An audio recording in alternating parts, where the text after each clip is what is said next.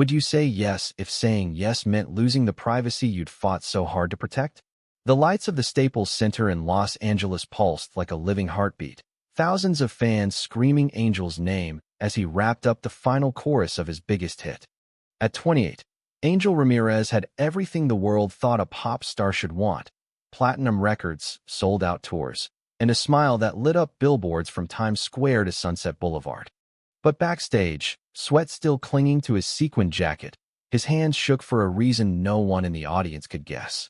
Connor Hayes sat in the VIP section, phone in his lap, pretending to scroll through messages while his stomach twisted into knots. 3 years. That's how long they had kept this alive. Stolen weekends in a quiet apartment in Silver Lake, late-night drives along the Pacific Coast Highway where no cameras followed, whispered, "I love you"s that never left the four walls they called home. Connor, 26, with his graphic design job at a small agency downtown and his easy California laugh, had always been the steady one. He grounded Angel when the fame threatened to pull him under. But tonight felt different. Angel had been distant all week, practicing lines in the mirror that he wouldn't share. Back in their hidden life, the secrecy had started as protection. Angel's label had been clear from day one: stay relatable. Stay single on camera. His parents in suburban Texas still sent him Bible verses every Sunday, convinced their only son was waiting for the right girl. Connor's own mother in New York knew and supported them quietly, but even she warned, the world isn't kind to boys who love boys in the spotlight.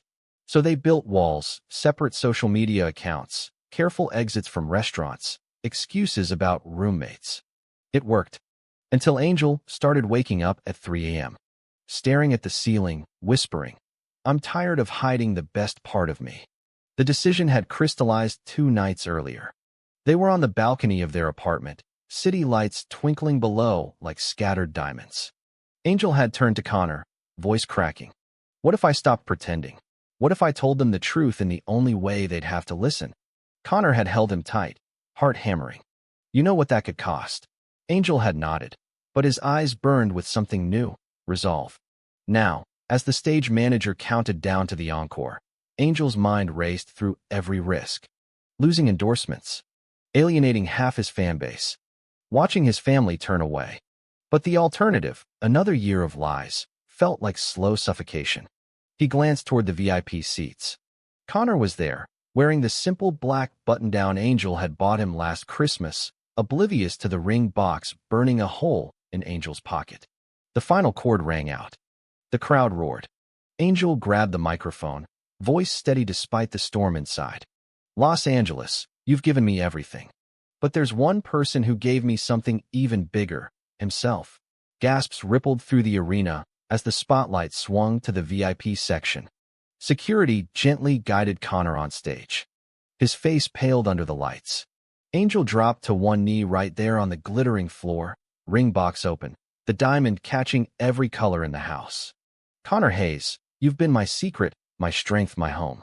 Would you say yes if saying yes meant losing the privacy we fought so hard to protect? Will you marry me? The arena fell into a stunned hush, then erupted. Phones flashed like fireworks.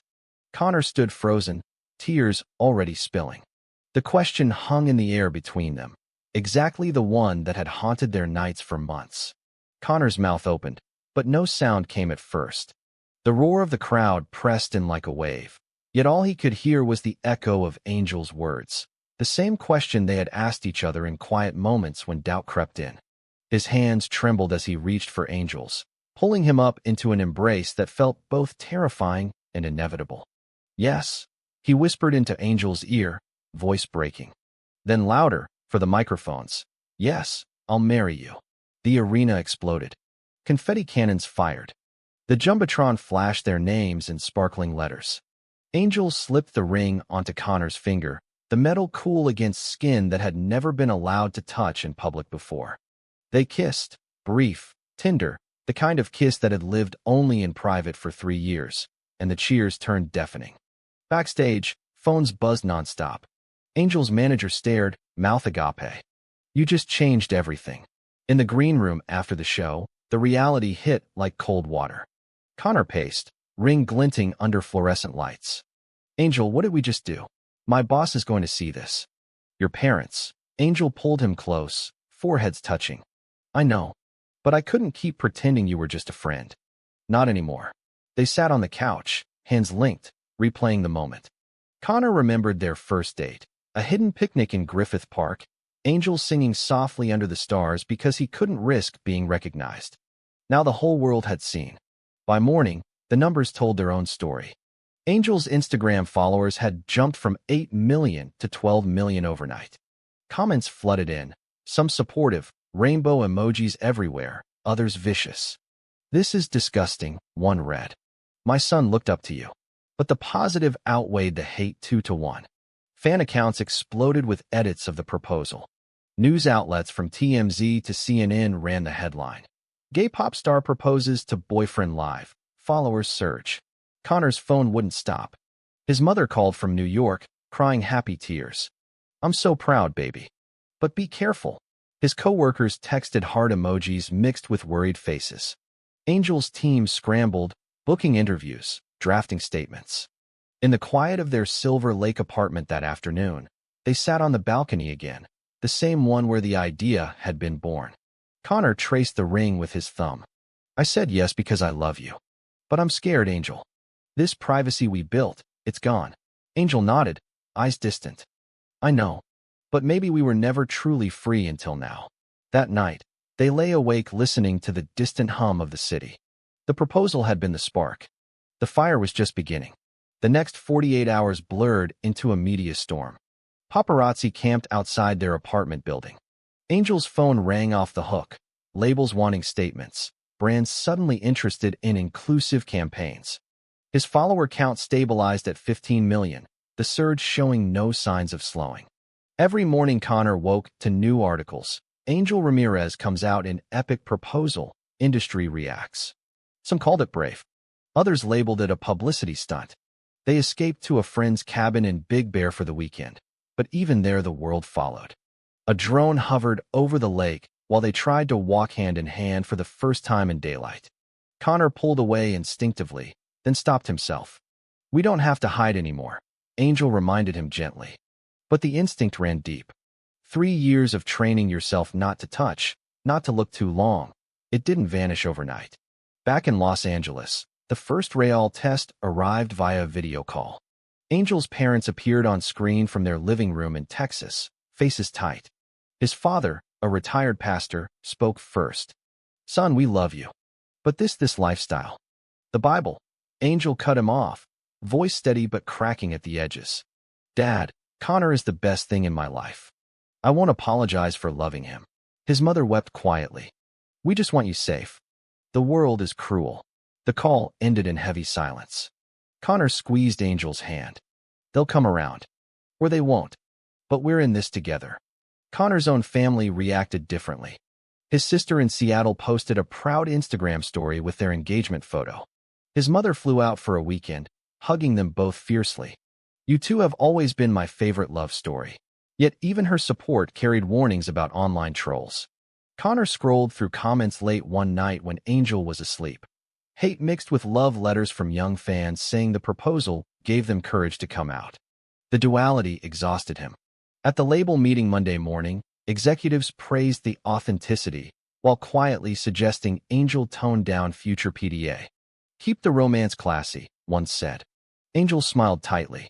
Classy is loving him openly. He left the room feeling both empowered and cornered. That evening, he and Connor cooked dinner together, simple pasta, laughter over spilled sauce, trying to reclaim normalcy. But every notification reminded them, normal had changed forever. Weeks turned into a new rhythm of public life. Angel released a single dedicated to Connor, lyrics about hidden love finally seeing light. The track shot to #1, pulling even more followers. Yet the personal cost mounted. Old college friends resurfaced, some congratulating, others distant, one former roommate posting passive-aggressive tweets about selling out for clout. Connor's workplace grew awkward. A coworker avoided eye contact in meetings. I support you, the boss said, but clients might not. The deepest fracture came during Thanksgiving. Angel flew his parents to Los Angeles, hoping proximity would heal. The dinner table felt like a battlefield. His father refused to address Connor directly. "We raised you better," he muttered when Angel stepped out. Connor overheard. Retreating to the balcony with tears he wouldn't let Angel see. Later that night, in bed, Connor whispered, "Maybe I'm the reason your family is breaking." Angel pulled him close. "No. Hiding was breaking me. You're the one putting me back together." They argued the next morning. First real fight since the proposal. Connor accused Angel of rushing everything for his career. Angel shot back that Connor had never understood the weight of fame. Words cut deep, regrets immediate. They spent the day apart. Angel at the studio, Connor wandering Venice Beach alone. By sunset, Angel found him on the pier, sat beside him without speaking. "I'm sorry. I chose you over everything because you're worth it."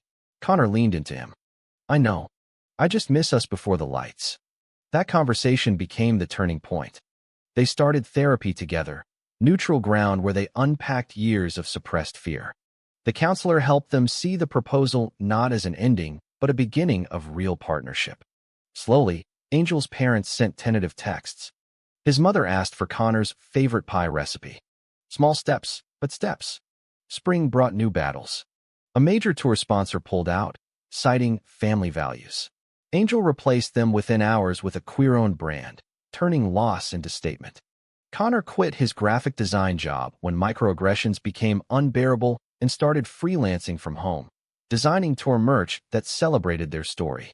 Their apartment filled with wedding planning notes, simple ceremony in Malibu, close friends only, no press. Yet society pushed back harder.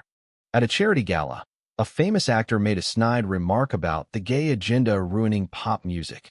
Angel confronted him calmly on camera, voice steady. "Love isn't an agenda. It's just love." The clip went viral, adding another 1 million followers. Connor watched from home, chest swelling with pride and fear. That night he admitted, "I'm proud of you, but every time you speak up, I worry someone will hurt you." Friends divided too. Angel's longtime bandmate confessed he'd suspected, but stayed silent out of fear for his own career. "I should have had your back sooner." Connor's best friend from college flew in for a weekend, bringing old photos of their secret dates. "You two were always the real deal." These moments of loyalty anchored them against the tide of prejudice. The pivotal choice came during a quiet hike in Runyon Canyon. Halfway up, Connor stopped, ring catching the sunlight. "If we get married, I want it to mean we choose each other every single day, no matter what the world throws." Angel nodded. "Then let's choose now." They decided to delay the wedding 6 months, giving families time and themselves space to breathe. No more rushing into spotlights. Just steady, intentional love. By summer, the dust had settled into something beautiful. Angel headlined Pride in West Hollywood, Connor beside him on stage, not as a prop, but as partner. The crowd chanted their names. Followers had stabilized at over 20 million, but the real growth was internal. Angel wrote songs about resilience. Connor launched a small design studio focused on LGBTQ+ artists. Their families evolved. Angel's parents attended a small commitment ceremony in the backyard, awkward but present. Connor's mother danced with them both. On their wedding day in a private Malibu garden, only 50 people witnessed the vows. No cameras, no drama. Just two men who had fought through secrecy, backlash, and doubt to stand together. Angel slipped a second ring onto Connor's finger. "You said yes when it cost everything. Thank you for teaching me how to live honestly." Connor smiled through tears. "And you showed me love is worth every risk." They honeymooned in a quiet cabin in Yosemite, phones off, finally reclaiming the privacy they once feared losing forever. The world still watched, but now they watched back on their terms. In this journey of Angel and Connor, we witnessed that true courage isn't the grand gesture. It's the daily choice to live authentically despite fear. The story teaches us that secrets may shield us temporarily, but honesty builds unbreakable strength, deeper love, and unexpected support. My gentle advice: if you're hiding your heart, consider one small step toward light. The followers you gain in life, real connections, peace, and self-respect, will always matter more than any number on a screen. Choose you. Choose love. The rest follows.